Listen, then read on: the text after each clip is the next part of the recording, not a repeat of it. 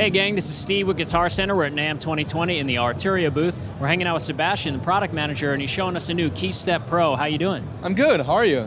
I'm great, I am living the NAMM dream. So what do we got here? Okay, so this is KeyStep Pro.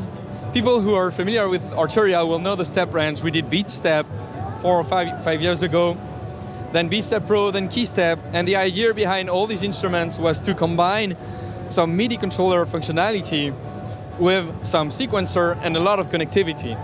And I would say that this is the same in a different interface. So KeyStep Pro is a keyboard-based interface that is a controller and a sequencer. I'm going to go briefly over these two sides of the instrument. As a controller, it has 37 keys that are velocity and aftertouch sensitive. These are slim keys, the same keys you would find on a KeyStep.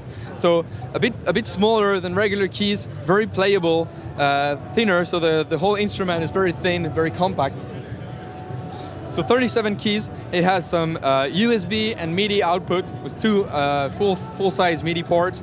It has a lot of CV and gate outputs. It's a great controller for people who have outboard gear, like synthesizers, modular synthesizers, or who play live and want to integrate a lot of stuff around them. It's a great centerpiece of that hardware setup. But it also works great with the DAW. You know, if you want to have like a nifty just MIDI controller and also sometimes have some advanced arpeggiator or write some sequence and perform with the sequence using your DAW as a recorder, it works great. So this is the controller part. And then, as a sequencer, it has 4 tracks. The 4 tracks are color-coded. You can see we have LEDs above the keys over here. So when you play notes or when the notes play back with a sequencer, you can see them, they light up in the color of the track, which is great. It gives instant feedback of what's going on. If you activate some steps, you'll see which track you're currently playing with. So, you know, a very efficient way to just see where you're at.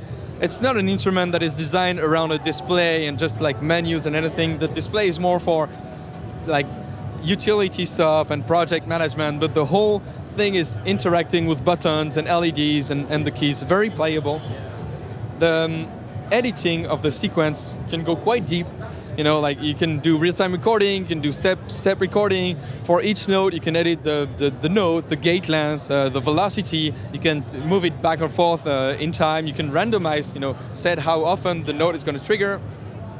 Plus a million other small functions that make it very fun to play and interact with sequences. And that's the whole beauty of this, is that you don't write a sequence and forget about it. You know, as it plays, you just go back and change some of the notes and tweak some aspects of your melody, reshuffle the order of the notes, randomize the octaves, stuff like that. So it's really about having living sequences rather than static ones.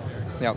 Well, it seems like it's very sort of simply laid out and like easy to get to all the buttons. Is there like a philosophy behind the design in terms of like being immediately useful?